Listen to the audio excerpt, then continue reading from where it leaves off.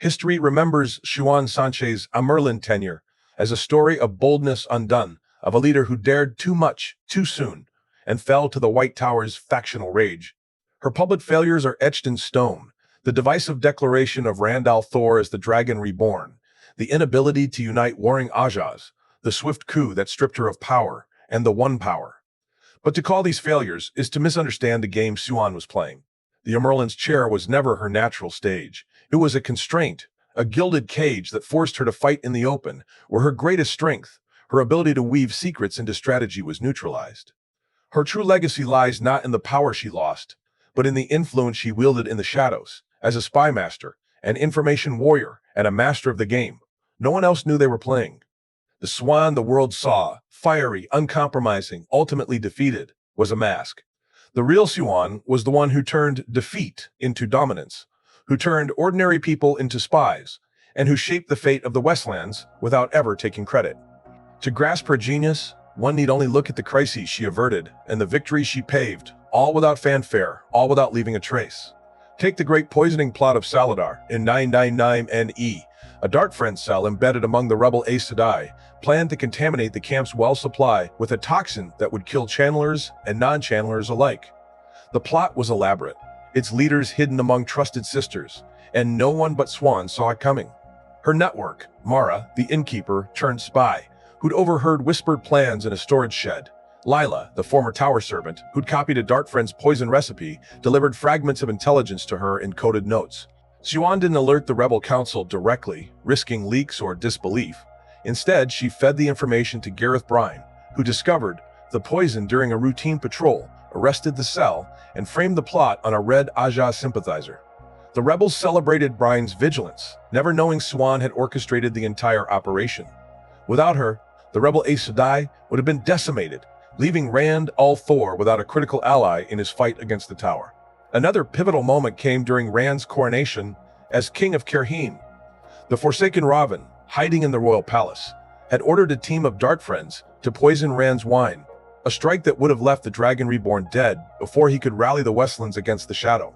Siuan's network intercepted the plan. A tavern keeper in Camlin, a spy she'd recruited a decade earlier when she was still accepted, overheard two Dart Friends bragging about silencing the dragon. She passed the message to a peddler spy, who carried it to Siuan in Saladar. Siuan, in turn, sent it to Rand via a borderland warder, disguised as a warning from a concerned farmer. Rand survived the coronation, and Raven's plot was exposed, but no one connected the dots back to the deposed Amyrlin. It was a masterclass in covert influence. Siuan didn't just gather intelligence. She delivered it in a way that made it seem like chance, not design. Her strategic insights also turned the tide for Egwene Alvair's quest to unify the White Tower. When Egwene led the rebel Aes Sedai back to Tar Valon, she faced a dual threat: the Tower's loyalist leaders, who saw her as a traitor, and hardline rebels within her own ranks, who wanted to execute all loyalist sisters. Siuan's network provided Egwene with two critical tools. First, evidence that several loyalist Ajah heads were secretly collaborating with the Dark One, gathered by a brown Ajah scribe spy, which let Egwene split the loyalists and win over moderates. Second, she gave Egwene the White Tower's ancient rules for Amyrlin succession, rules the loyalists had forgotten, proving Egwene's election was legally binding. When the hardline rebels plotted a coup to overthrow Egwene, Siuan's spies alerted her hours in advance, letting her arrest the conspirators without bloodshed. Egwene is remembered as the Amyrlin who united the tower, but it was Siuan's intelligence and strategy that made that unity possible. To reframe Siuan Sanche is to see her not as a fallen leader or a former channeler, but as the Westlands' unparalleled master of information warfare. The White Tower valued channeling strength and political savvy. Siuan valued something rarer: the ability to see the world as a web of information, where a single whisper could change a king's mind, a coded note could save an army, and a well-placed spy could unravel a Forsaken's plot. She didn't recruit channelers or nobles for her network. She recruited innkeepers, peddlers, servants, and scullery maids. These were people the world overlooked, and that's exactly why they were invaluable. A noble might be watched, an Aes Sedai might be suspected, but a servant carrying laundry or a peddler selling spices could move anywhere, hear anything, and never raise an eyebrow. Siuan turned invisibility into a weapon and ordinariness into power. She also redefined what it meant to be a strategist. Where others fought with swords or weaves, Siuan fought with information. She didn't just react to threats. She anticipated them, using her network to gather intelligence months before a plot was hatched. She didn't just win battles. She shaped the conditions for victory, ensuring her allies had the knowledge, time, and unity they needed to succeed. And she did it all without ever stepping into the spotlight. Siuan Sanche never wanted glory, she wanted results. She knew that the most powerful player in any game is the one no one else sees. In the end, Siuan's unwritten legacy is a testament to the quiet power of information. The world remembers the Dragon Reborn swordplay, the Ajahs weaves, and the Amyrlin's decrees. But it was Siuan gentled, deposed, working from the shadows, who ensured those heroes had a chance to succeed. She was the master of the game, and the game was information, gathering it, protecting it, and using it to bend the world to the light. Her public failures as Amyrlin were merely distractions, smokescreens for the real work she was doing.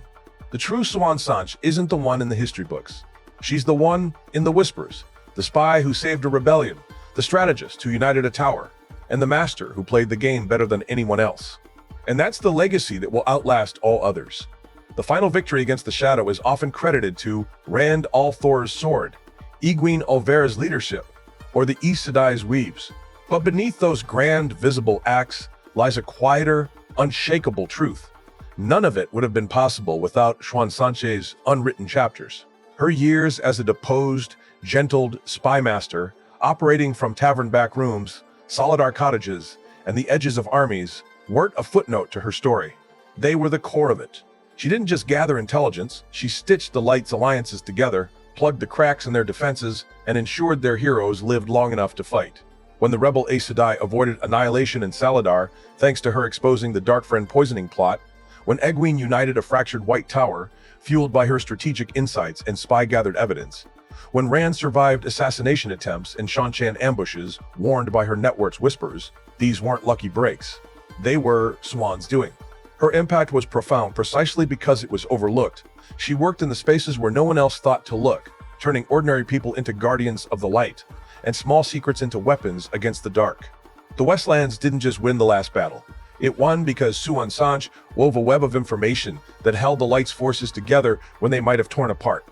This raises a provocative question. Was Siuan Sanche the greatest spymaster in Wheel of Time history, precisely because she operated beyond all constraints?